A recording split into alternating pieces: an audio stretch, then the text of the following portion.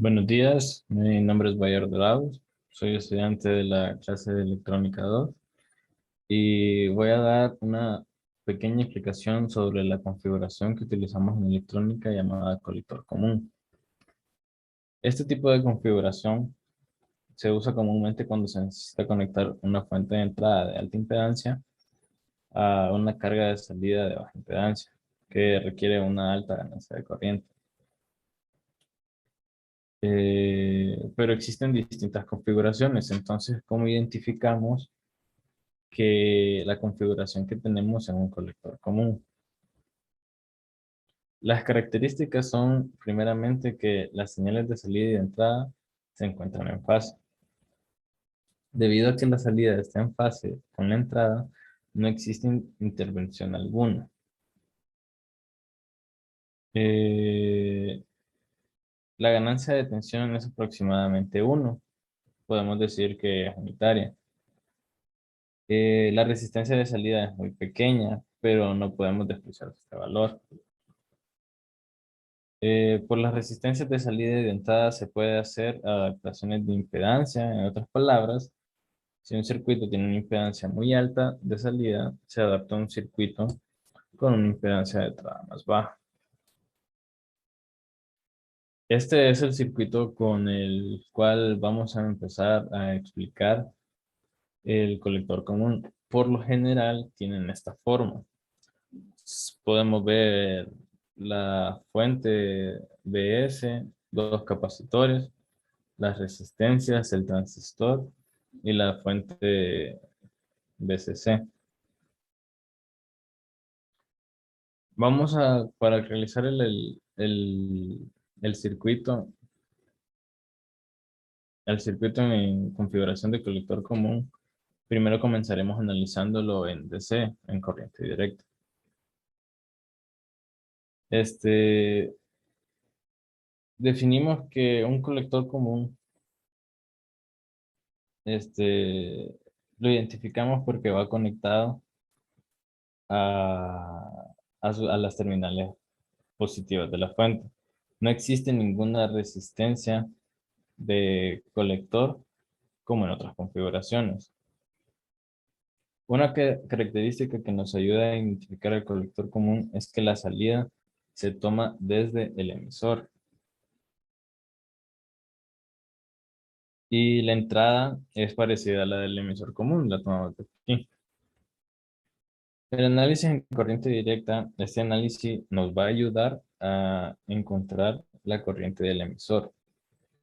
Para empezar, vamos a considerar que la fuente de voltaje Vs es igual a cero.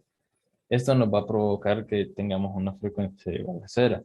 Y gracias a que los capacitores en corriente directa se comportan como si fuera un circuito abierto, solo nos queda el centro de la configuración, esta parte de aquí.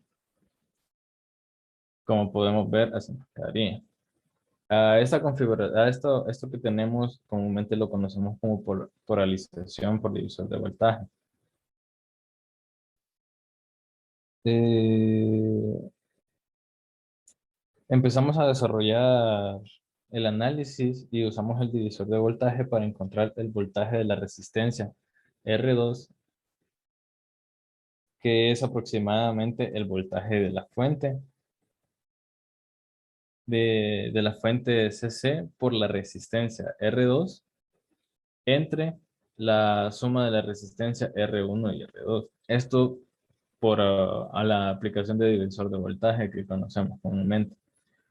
Luego buscaremos el voltaje en la resistencia RE. Ya aplicando leyes de voltaje de Kirchhoff, podemos determinar de que el voltaje en RE va a ser igual al voltaje en la resistencia R2 y el voltaje en el emisor.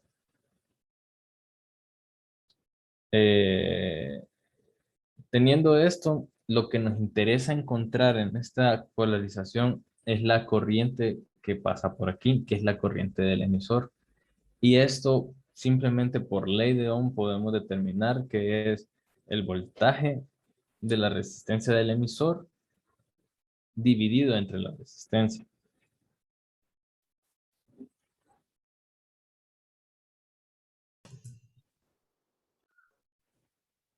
Ahora pasamos al análisis en corriente alterna o AC.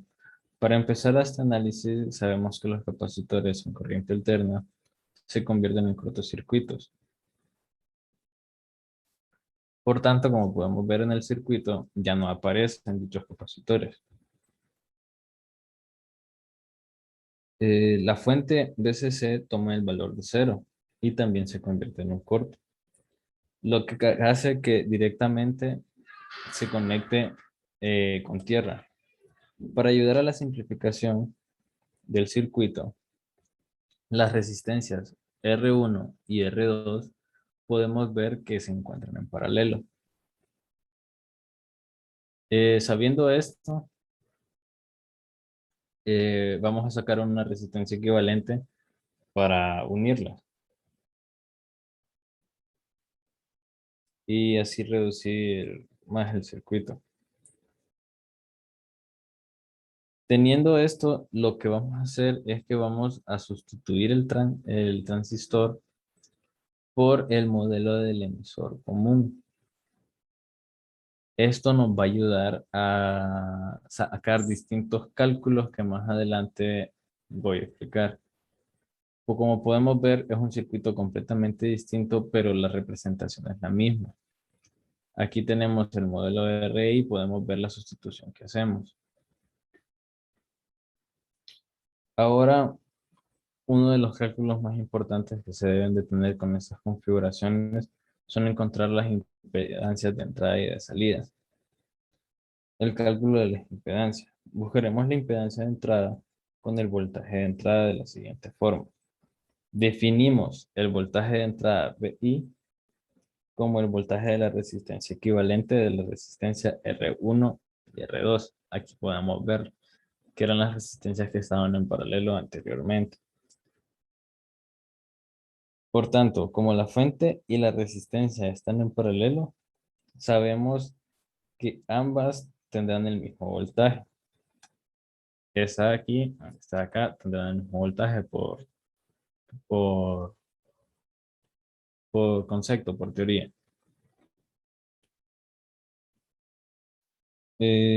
También podemos representar este voltaje como el voltaje de la resistencia beta del emisor, de la configuración del emisor común, más más el voltaje de la resistencia del emisor. Estos voltajes los podemos definir por la ley de Ohm. Aquí los podemos ver, que es la resistencia por la corriente. Como podemos ver, cada uno tiene una corriente distinta ya que no están en serie. Pero también hay un cálculo muy importante, una fórmula muy importante, la cual nos va a ayudar, que es IE. La corriente del emisor se puede definir como beta más 1 por la corriente base. Esta fórmula la vamos a sustituir en la fórmula de arriba. ¿Para qué? Para poder tener la ecuación en términos de una sola corriente. Como podemos ver aquí, la sacamos como factor común. Seguidamente de eso, este, ahora usaremos la, la parte de aquí. Podemos ver que esto era lo mismo de acá arriba, solo que ya no tenemos a las corrientes aparte. ¿Y esto qué es? Esto lo vamos a definir como ZB, que esto significa la impedancia base. Esto nos va a ayudar a simplificar el análisis, ya que esta parte de la ecuación es importante para encontrar la impedancia de salida. Y vamos a sustituir la fórmula de aquí en la impedancia base por la corriente base. Ahora, con todo esto, vamos a tener un circuito que nos represente lo que acabamos de encontrar con esta fórmula. Este es el circuito que nos va a representar lo que tenemos. Y este circuito nos ayudará a encontrar la impedancia de entrada, la cual podemos identificar que es la resistencia equivalente es en paralelo con la resistencia SB o la impedancia.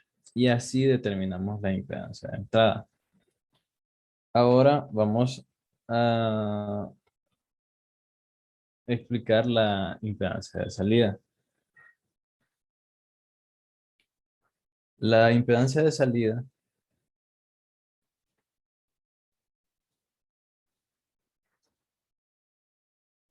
eh, para sacar esta impedancia, hacemos uso de una impedancia equivalente, como lo hicimos anteriormente en la entrada.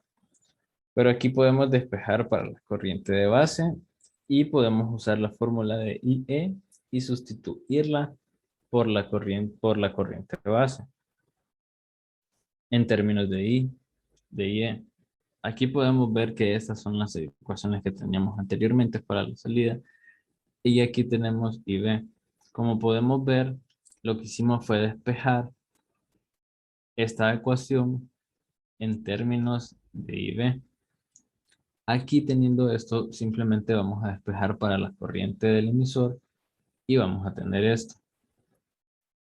Esto de beta de aquí, comúnmente, eh, por lo general, beta es bastante grande, es un valor bastante grande. Por lo tanto, podemos decir que beta más 1 es aproximadamente igual a beta.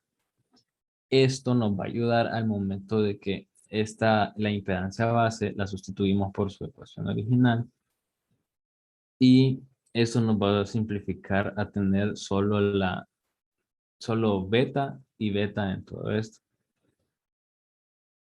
Como podemos ver, la ecuación de la corriente la vamos disminuyendo poco a poco.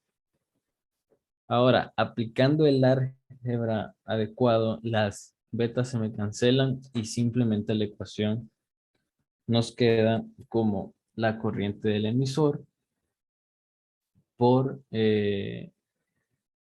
aproximadamente igual al voltaje I entre RE más más la resistencia del emisor. Esta ecuación la vamos a representar con este circuito. Como podemos ver, este circuito no funciona exactamente igual y su funcionamiento nos va a ayudar bastante.